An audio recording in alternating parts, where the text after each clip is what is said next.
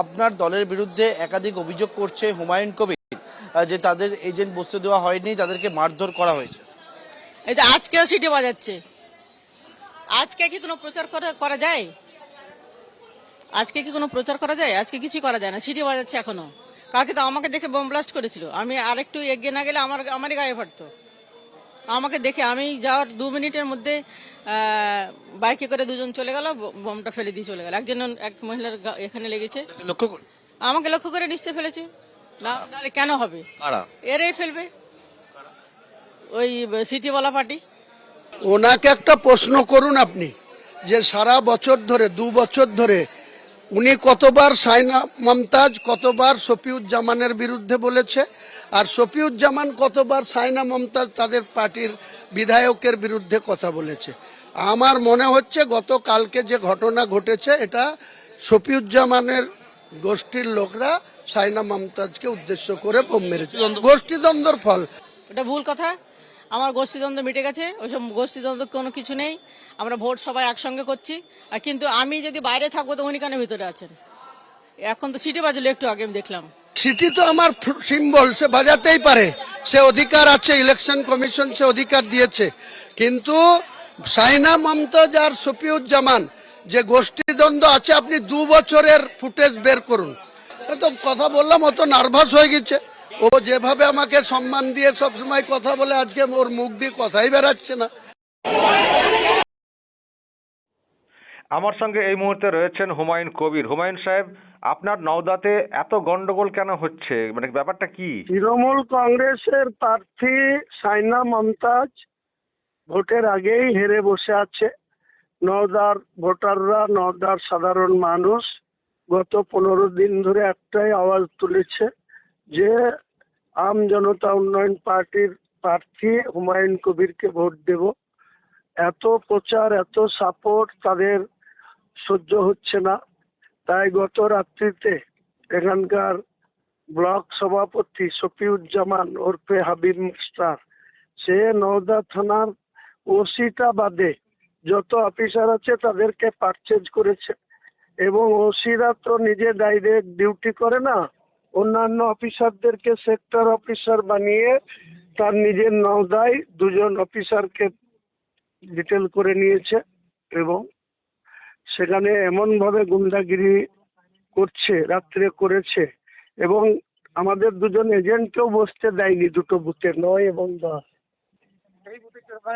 গোপালপুর ভিতরে হবে, এখানে ভোট দিতে দিচ্ছে না, বিলাঙ্গ যারা আছে সেটিং অফিসার ভোট দিচ্ছে না।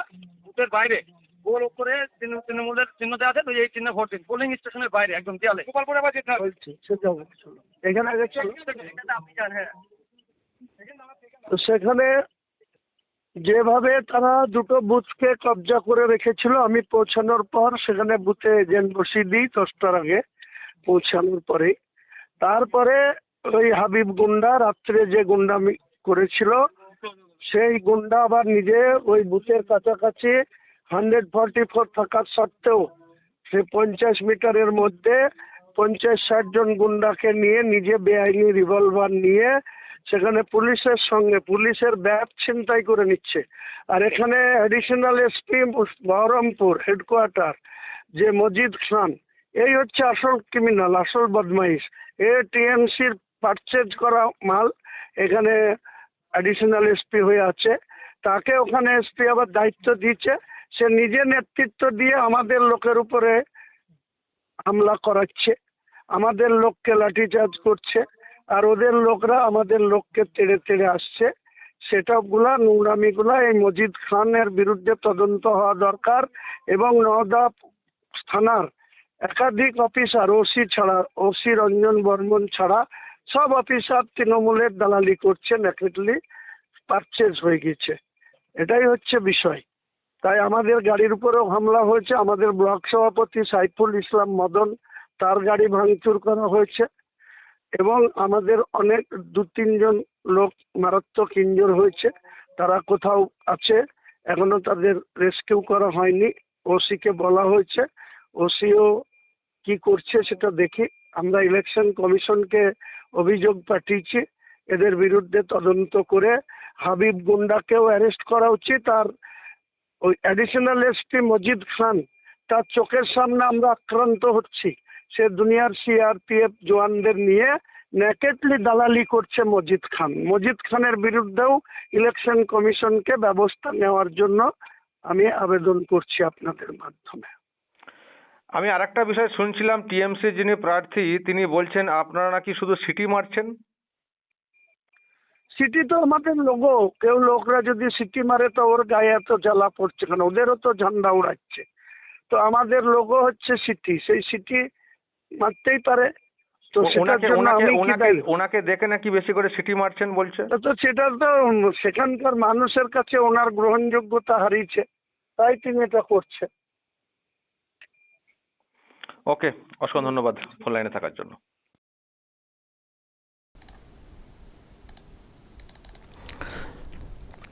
মার সিটি মার, মার সিটি মার মার বলে একটা গান আছে না, আমার দর্শক এটা মনে পড়ছিল। টিএমসি প্রার্থী শাহিনা মুমতাজ নাকি নাম, উনি যেভাবে বলছিলেন যে দেখো আবার সিটি মারছে, সিটিওয়ালা পার্টি। তো সেজন্যই ওই সিটি মারার কথাটা মানে শুনে ওই সিটি মার গানটা মনে পড়ে যাচ্ছিল। তো দর্শক, এই হচ্ছে ব্যাপার। হুমায়ুন কবিরের যে দল আম জনতা উন্নয়ন পার্টি, তার যে প্রতীক সেটা হচ্ছে বাঁশি। তো সত্যিই বাঁশির আওয়াজ শুনছিলাম, কানে আসছিল। যখন উনি বলছিলেন তখন একটা সিটির আওয়াজ এলো। ওনাকে দেখি সিটিটা বেশি করে মারা হচ্ছিল কিনা কে জানে। তো উনি বলছেন আমার দলের তো প্রতীক হচ্ছে বাঁশি, তো সিটি তো বাজবেই, ওনারা তো টিএমসির পতাকা নিয়ে এইসব করছেন। তো সিটি মারার যে ব্যাপারটা সেটা অন্য বিষয়, কিন্তু বম মারামারি সেই সব কাণ্ডও ওখানে নাকি ঘটেছে। এখন হুমায়ুন কবির যেটা বলতে চাইছেন যে মানে অ্যাকচুয়ালি টিএমসি এইসব করছে আর ওদের মধ্যে গোষ্ঠী দ্বন্দ্ব আছে।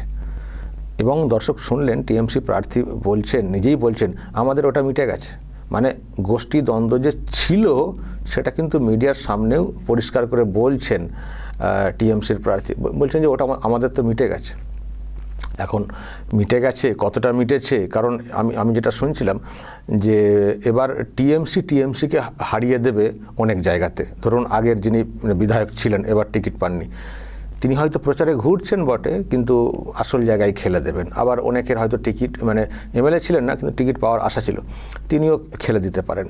ফলে এখন টিএমসিকে হারানোর জন্য অনেক জায়গায় অনেক চক্রান্ত ষড়যন্ত্র করছে, এমনটাও খবর। এখন তার জেরে কোথাও অশান্তি হয়ে থাকতে পারে বা অশান্তি পাকিয়ে অন্য রকমের একটা সিচুয়েশান ঘটিয়ে দেওয়ার চেষ্টা হতে পারে। ফলে কতটা সেম সাইড খেলা হচ্ছে আর কতটা প্রতিপক্ষের সঙ্গে খেলা হচ্ছে সেটা নিয়ে প্রশ্ন রয়েছে। তো এখন এটা ঠিক যে ওখানে টিএমসি অনেকটাই জোর জবরদস্তি করার চেষ্টা করছে। যেখানে বিজেপির প্রভাব বেশি সেখানে কিন্তু টিএমসি সে অর্থে কিছু করতে পারছে না, কিন্তু এই হুমায়ুন কবির যাদের ভোট ব্যাংক হচ্ছে মুসলিম ভোট, আবার টিএমসিরও ভোট ব্যাংক হচ্ছে মুসলিম ভোট, এই জায়গাতে টাসেলটা একটু বেশি হচ্ছে এবং জোর জবরদস্তির যে বিষয়টা সেটা কিন্তু এই সব জায়গাতে হচ্ছে। মানে হুমায়ুন কবির, আমার মনে হয় আইএসএফের যেসব কেন্দ্র আছে সেখানেও দেখবেন এটা কিন্তু হবে। বিজেপির ওইদিকে ঘেঁচতে পারছে না, কিন্তু এই জায়গাতে হচ্ছে। মানে ওই আর কি, মানে মুসলমানের বিরুদ্ধে মুসলমানদেরকে লেলিয়ে দেওয়া হচ্ছে আর কি, মুসলিমের বিরুদ্ধে মুসলিমকে লেলিয়ে দেওয়া হচ্ছে, কাঁটা দিয়ে কাঁটা তোলার একটা চেষ্টা। এইসব তুলবো আর নিজেরা ঠান্ডা ঘরে 14 তলাতে বসে পা দোলাবো, এটাই তো টিএমসির চাল। অনেকে সেটা বুঝছেন, অনেকে তো বলেন যে এরা তো আমাদেরকে তেজপাতা বলে মনে করেন। এই যে তহা সিদ্দিকী গতকাল একটা বার্তা দিয়েছেন যে তেজপাতা হিসেবে মানে এরা তেজপাতা মনে করে যে ব্যবহার করবো আর ছুঁড়ে ফেলে দেবো। তো এইসব করেছে, আর এদিকে মারছে মুসলমান, মরছে মুসলমান, আবার জেল খাটবে মুসলমান। তো এটা অনেকে বুঝছেন, তো যারা বোঝেন না তারা এখন আবার ওই টিএমসির কথাতেই এইসব করছেন, নিজেদের মধ্যে মারামারি করছেন। তো হুমায়ুন কবির তিনিও খুব লড়াকু মানুষ, তিনিও রুখে দাঁড়ানোর লোক। তো যখন শুনেছেন যে ওই এলাকায় এজেন্টদেরকে বের করে দেওয়া হয়েছে, থাকতে দেওয়া হয়নি, আমাদের উপরে উল্টোপাল্টা দোষারোপ করা হচ্ছে, তো উনি চলে গেছিলেন, উনি গিয়ে রাস্তা ব্লক করেছিলেন। তো এই নিয়ে একটা সমস্যা তৈরি হয়েছিল ক্ষোভ বিক্ষোভ দেখানোর জেরে।